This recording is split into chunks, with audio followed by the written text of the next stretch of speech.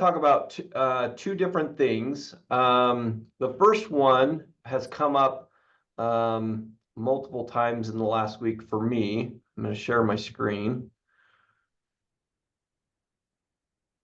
Okay, you should be able to see the contingent cancellation. You see that, Russ? Yep. Okay, good. Okay, so the first thing is a contingent cancellation. The scenario that we would want to use this in is, say we're coming up on our deadline for due diligence deadline, financing and appraisal deadline. We're coming up on one of those deadlines, and there's still some unknown factors that are there. The lender calls up and says, hey, I'm not really sure if we got a clear to close. We're still waiting for the buyer to bring us some documentation, or you're looking to make sure the inspections are done. There's something with the inspection that you haven't got 100% information back. I've seen the one where we just did our inspection, but the meth test or the radon test doesn't come back until after this. And this is an issue that the buyer is saying, if I don't have this resolved, I would actually like to not close on the property. I would cancel the property. So instead of straight canceling the property, this gives you an opportunity to ask for an extension. And if the extension is not given, then you can cancel the contract. So if you look at this cancellation, the first part, just like any other addendum, it's connecting it to the REPC. Everything we want to make sure of is that it connects to the same document. The number one, it says extension of deadline, seller and buyer hereby agree to the following, check applicable boxes. So in this situation, you can actually check both boxes if you needed to. Let's say something came up and you're like, hey, I need to shift everything a whole nother week. And if you don't shift it, there's no way I can buy your property. So we're going to use this contingent cancellation. You can check both boxes, due diligence deadline to be extended, and then do a date there, and financing and appraisal deadline to be extended to there. So that's the first step of this using this. Second one is notice of cancellation. This is the part where we have to give them written notice that we're canceling. We cannot just call them up and say, hey, my buyers are canceling. We had one of those just this last week where it was all a verbal thing. They never actually gave over an official cancellation. That doesn't count for cancellations. You have to have an official written cancellation to make sure that you're protecting your client and that everything is canceled. So it says right here in number 2, notice of cancellation. For any reason, seller does not accept the terms of this addendum in its entirety by the applicable deadline below. This addendum shall act as buyer's written notice of cancellation of the REPC pursuant to, and then you check the box. Okay, so this is the written notice that we're going to give them. So they have really only 2 options here. They can either accept this addendum and you can continue forward, or they can just reject this addendum. I've seen agents try to counter this addendum. And if you look down here in acceptance, rejection, accept or reject, there is no counter.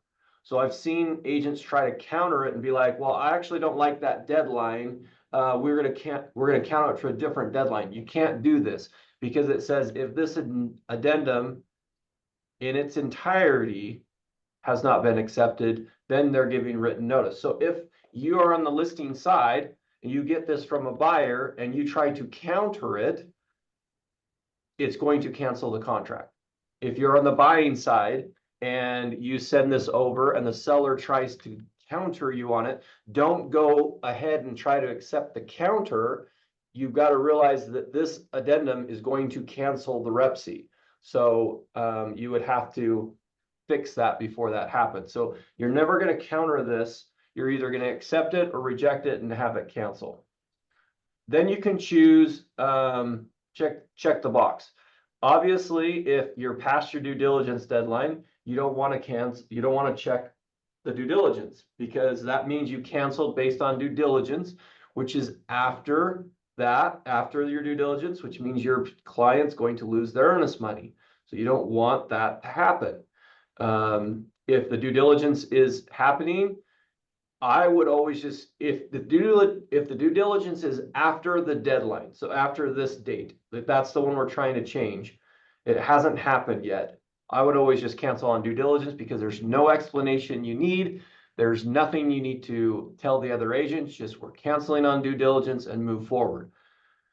If you're past the due diligence deadline and you're canceling based on financing, you're going to cancel based on 8.3B, and that's what you're going to be canceling on.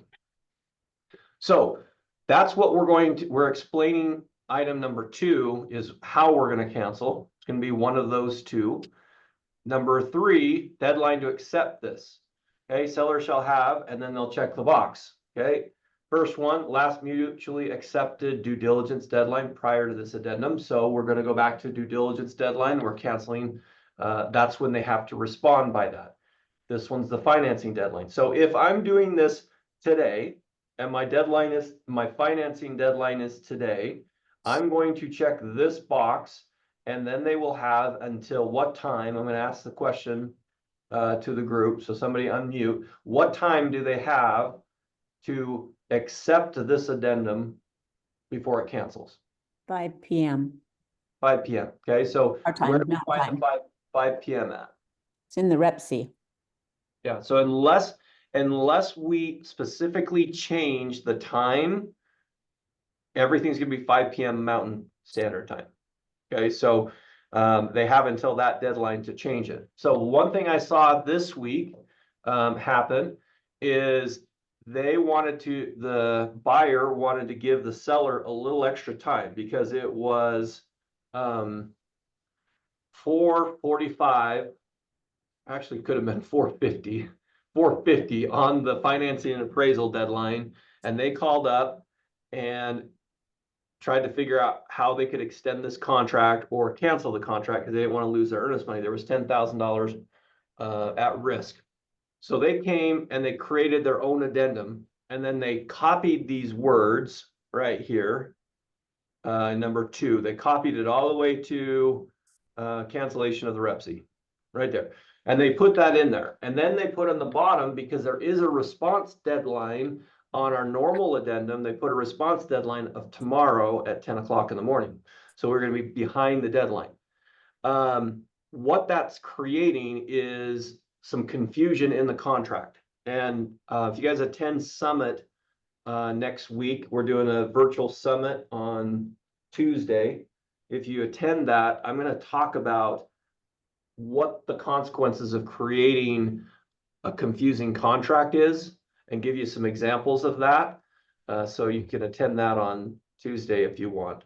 But when you create confusion in a contract, then it's going to be a problem. And ultimately the problem is going to come on the person who's created it, which is going to be the agent.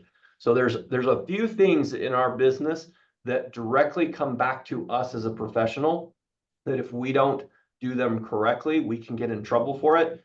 Creating a contract that's confusing does that. So when they did this, in my mind, it became confusing. And so then they ended up sending this over at like 5 minutes before, and ultimately they'd have to reinstate the contract because it was going to cancel. So you just want to be really careful. This does not have a response deadline other than these two right here. It's going to be the 5 p.m. on these two dates, and then they have to accept this addendum in its entirety. Otherwise, the earnest money shall be released, and we'll go from there. So any questions on the contingent cancellation?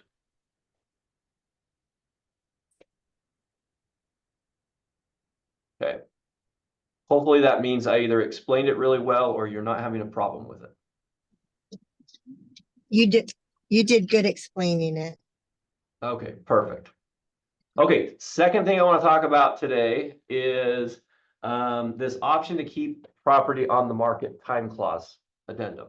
Okay, so we're having this come up more and more, especially when homes are sitting on the market a little bit longer than they have in the past. And they always, and there's also a contingency of I need to sell my home before I buy another home. We all will run into that. People will sell their home and they'll want to buy another home, and they'll want to try to do that at the same time. They want to have some reassurances in there. This is designed to protect the seller. So you guys probably all are aware that our contract is a very pro buyer contract, which means everything in the contract is designed to protect the buyer and help them get out of it. But if you get into a contract, there is no real strong ways for a seller to just back out of the contract. I don't want to be out of the contract. Even if they get another offer, even if that offers, $50,000 higher than the one you got and it's a cash offer, there's not a lot of ways for a seller to get out without defaulting. And some sellers believe that, oh, it's not a big deal, I'll just default because the earnest money, I'll just pay them the earnest money. They only put $2,000 down as earnest money. But when a seller defaults, there's three options that the buyer has. One is to take the earnest money. One is to take the earnest money and sue for damages that they could have created, which could be an inspection cost, an appraisal cost, moving costs, and in our society, emotional damage. It's all it's all things they can go for. Okay. The third one is they can sue for actual performance. So in a situation where somebody's trying to take an offer that's, let's just do the extreme of $50,000 over their asking price, that buyer could still go after the seller for performance on their contract and cause more problems for the seller to be backing out. So because of that, there's this addendum here, the option to keep property on the market, time clause. This first part here is the same as any other contract. It ties this to the main contract, also with the addendum number here. And then it's called the option to keep house on the market. So right to accept other offers. Buyer and seller agree. The seller may continue to offer the property for sale and to accept any backup offers. Seller is in seller's sole discretion may notify the buyer in writing of an accepted backup offer. Okay, so here's one thing that I've seen confused on this. One is if you're going to put the time clause in your contract and you're going to go accept a backup offer, you have to accept it as a backup offer. You're not going to accept it just as a normal contract. There's a backup addendum you will attach to your contract to make sure that they are in a backup position and you're not in a position where you now got your seller obligated to two contracts that are signed. So any offer that comes in, it's going to come in as a backup offer. If the agent sends you the offer and it doesn't have a backup offer on it, you have to counter it. You cannot just accept it. You've got to put it in a backup position. If you're representing the buyer and you're writing an offer on them, make sure you're including that. That protects everybody involved. Now, it might be in backup position for 2 days. That's it. And then it goes into primary position. It could be in there for a long time. The biggest key with this one is this right here, this last part. Seller in seller's sole discretion may notify the buyer in writing of an accepted backup offer. So you might ask yourself, well, why would they not notify them? Okay, so I've had calls that come in that say, I represent the seller. We have a time clause. I just got an offer that came in. It's similar to the offer that I have. We're kind of want to give the first buyer a little more time. Can we just let them have more time? And the answer is yes. It's right here. The sole discretion may notify the buyer. The time clause doesn't start until the buyer is notified. So if I get an offer on the home, I put it in a backup position and I'm holding that offer and I can hold it for however long I want to hold it. Say I'm going to hold it for a week and then I'm going to notify the buyer. Then the time clause starts right as I notify them. It doesn't start just because you got the offer right then. It only starts when you notify the buyer that you have an accepted contract on that. And I'm going to show you, we're going to actually jump down to the notification right here. So this is an actual form, seller notice to buyer of accepted offer. So seller notice to buyer of an accepted offer provided this addendum number, whatever number your time clause is in their contract. So let's say the addendum is number 2. I'm going to put addendum 2 to the REPSI contains the option to keep the whole house on the market time clause. this seller notice informs buyer and seller has accepted another offer subject to the rights of the buyer and provided in the REPC. The buyer is advised that upon receipt of this seller's notice, buyer shall remove the applicable conditions from the REPC in writing within an agreed upon time, or by failing to respond in writing to the seller's notice, allow the REPC to be automatically canceled, and in which instance the earnest money deposits should be released to the buyer. So this is the key to this right here. So right here, failing to respond in writing to the seller's notice allows the REPC to automatically be canceled. So as an agent, if you get this notification, you've got this time, whatever time you give them, right here. Right here. The seller shall provide with a written notice to the buyer. The buyer shall have blank days after the receipt of the written notice. Whatever you put in there, we've referred to it as a 72-hour clause. It doesn't have to be a specific time. It can be 1 day, it can be 2 days, it can be 3 days, it can be a week. Whatever you decide to put there, that's what they're have to respond by. And failing to respond in writing, I want to just reemphasize that this is all in writing. If they've not responded in writing, it's going to automatically cancel the contract. Okay, so you don't have to send a cancellation. It's already going to be canceled. And then the earnest money can go be released back to the buyer.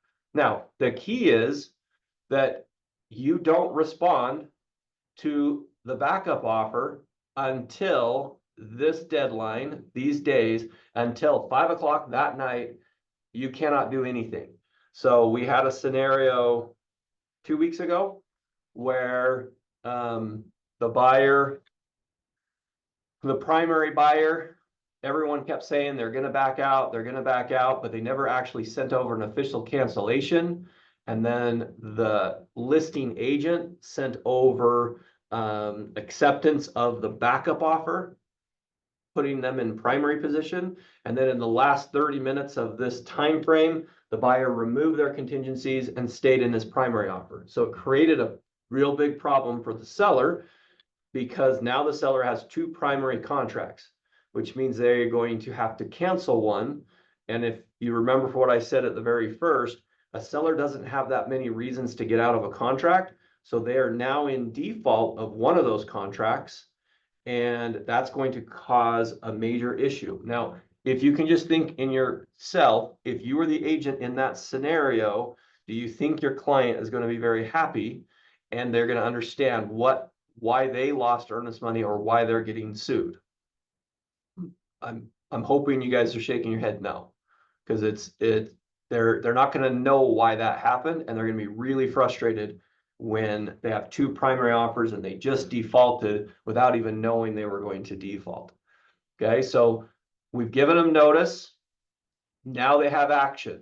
Okay, so I'm going to put this in here. Buyer has the right to remove contingent conditions.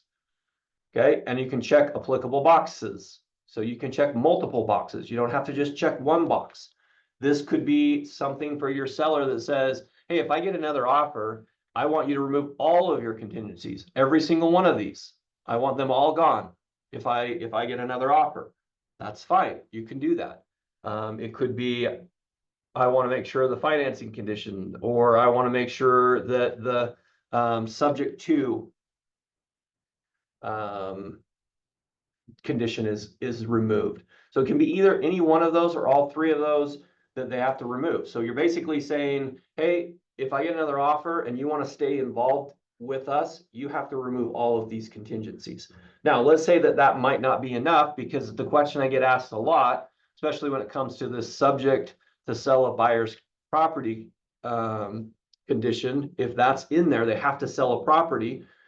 What I've seen is that buyers are saying, well, let's just remove it. And if we can't do it, then we're going to lose the earnest money based on financing. Because as a seller, the financing, when a buyer cancels based on financing, regardless of whether it's well, if it's before the financing deadline, they don't lose their earnest money. But let's say it's after the financing deadline, their sole remedy is the earnest money.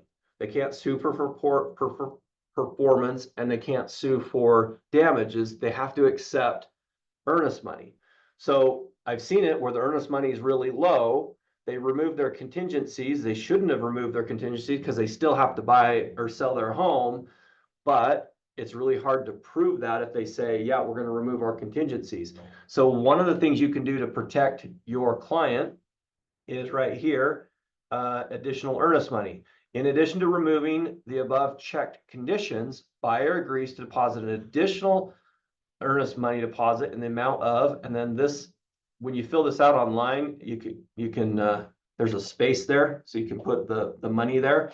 Buyer shall deposit the additional earnest money in the same location as the earnest money within 4 calendar days of removing the above checked conditions from the REPC. So let's say you have a low earnest money, and your client is saying, that's fine, but if I get another offer, I want you to put more earnest money on there before you take that. You can actually add more earnest money into there. And then the last one, buyer's right to not remove conditions. If the buyer does not remove from the REPC the above check condition within this specific time specified in section 1B of this addendum, then the REPC will automatically be canceled, in which instance the earnest money deposits shall be released to buyer. So this is reiterating this line right here that's saying automatically it's going to cancel. So they really have a choice to remove it or it cancels. Now, this is just an addendum that goes into your contract. So could this be countered? Yes. Can it be accepted? Yes. Can it be rejected? Yes. That's part of the process. But once it's part of your contract, then it's just a notice. You remove it and you stay in the contract, or you don't remove it and it cancels automatically. Okay. Any questions on the time clause and what you need to do with that?